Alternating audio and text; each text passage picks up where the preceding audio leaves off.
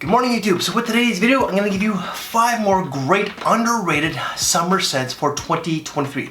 Gotta speak a little bit more lower because the wife is still sleeping, but let's get it started with number 1 or number 5 because it's not in any numerical order, but that's gonna be Valentino UOMO Aqua. This is actually a nice, gentlemanly type of fragrance. It's not overly classy like a lot of their other ones, like their older ones. I find like their Coral line, it's kind of gotten a little bit more like playful, a little bit too sweet. Definitely leans, in my opinion, more towards the younger generation. This one here is great for someone who's in their 20s, 30s, all the way up to like an old man. But for you to really pull this one off, you kind of have to have a little bit of a sense of style because this is not an overly masculine fragrance. It's like, and the term is so played out. It's like a metrosexual kind of fragrance because it has a nice powdery iris. You know, iris is not exactly a very rugged, masculine type of note.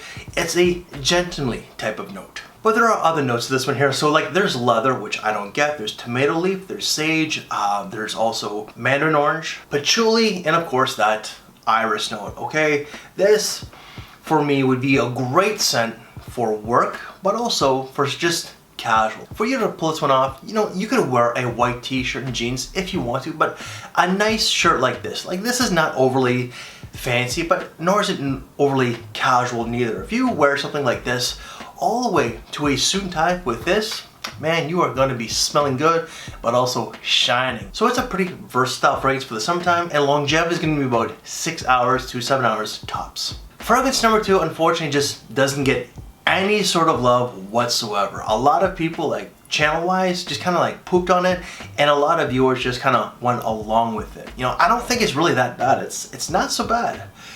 Montblanc Explorer Ultra Blue. All right, is it a fantastic fragrance? No.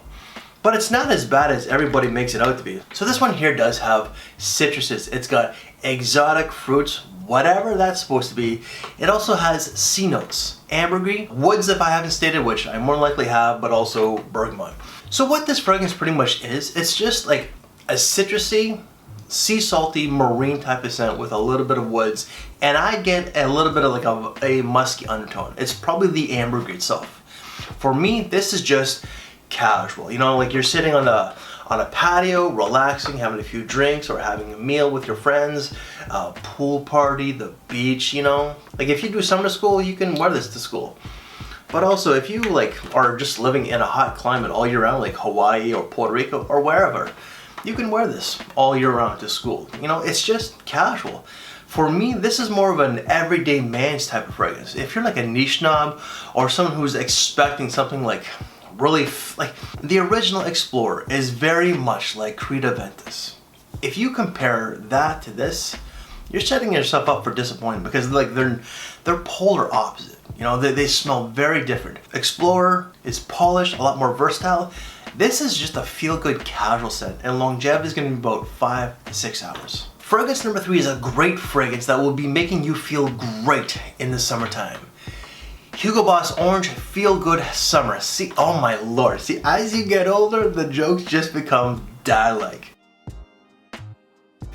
But this fragrance, honest to God, it's underrated. It's actually quite nice. You are gonna, oh my, there we go. Man, this hasn't been sprayed in a long time. Yeah, it really is a nice scent. Like you are gonna get that citrus, you know. It really is very orangey, it's bright, it's zesty, it's the opening is very uplifting. But there's lemon, there's apple, there's cucumber, there's pear, tea, musk, and patchouli. So very bright, it's fruity, it's citrusy, it's refreshing, it's musky, and then towards that base, it's like a musky sort of woodiness from that patchouli. It's really nice. You know, it's just a feel-good scent, very much like the name itself. You know, it will leave a pep to your step. Doesn't get a lot of talk about. You have like the original Orange Man, which is solid as well. This, I would say, is probably just a little bit more refreshing and a little bit more fruitier than the original. I haven't smelled that one in years. I'm sure I have a bottle, but when you have like 300 bottles plus, it's kind of hard to reach for like all of them, right? I find that this leans a little bit more towards the younger people out there, but if you're an old guy like myself, 46, then wear it, because I still do. And you're gonna get about 6 to 7 hours with this one here.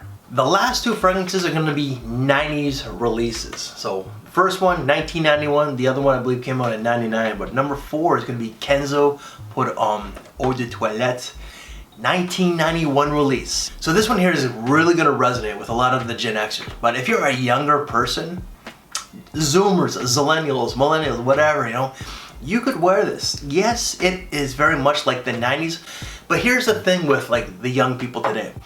A lot of Zoomers, they dress like it's the 90s. So if you really want to get that 90s nostalgia with your wardrobe, wear this on top of it, but also get rid of your cell phone, okay? I know, that's very, very hard to do. But this one here just has like, I think it had 23 to 25 notes.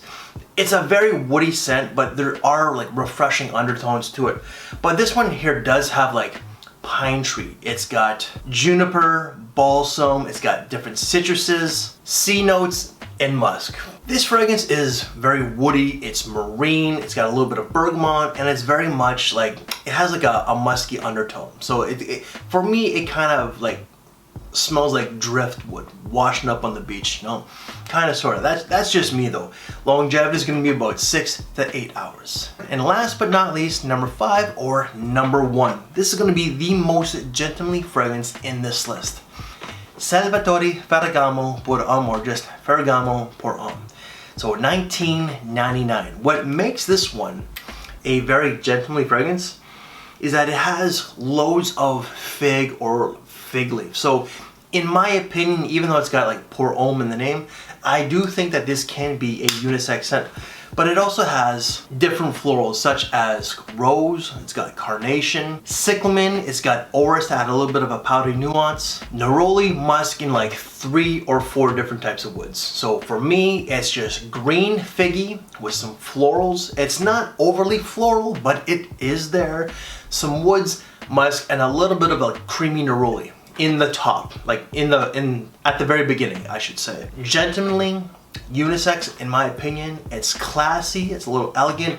It's more of a daytime type of scent though. You know, if you wear this, if you wear a suit and tie or something a little bit more appealing, a little bit more fashionable, you can easily pull this one off. This is a great signature scent for like someone who's fashionable and trendy. Even though that this came out in 1999, young people, you can rock this easily. I know that more and more young people, you know, like I did say earlier, you know, that a lot of young people are dressing like the 90s, but there are a lot more young men out there that are dressing a lot more gentlemanly out there. So if you're one of those guys, I urge you to please look into this one because you just might like it. And this is not going to break the bank neither. This is going to be $30 Canadian or less. That's going to be about $23 to $25 USD, and longevity is solid, ranges anywhere from 6 to 7 hours. And guys, that is 5 more underrated summer scents for 2023. Any reviews that I've done on these, and I haven't touched upon all of them. I think I haven't done this. Actually, no, I did do this one, surprising, back in 2013. One of the most cringe videos I have, and that's the reason why I remember it, because I was actually this morning I was looking at some of my old content. It's like, you know, when you're a YouTuber, you don't really watch your old stuff, and there's a reason for it. But if you want to see that video, they will be down in the description box below with the other ones out there. And because that this is a summer list, why don't you check out this side here? And if you like this very video, please leave me one of these. And thank you for the time. Take care, and I will see you later. Thanks for watching, everybody.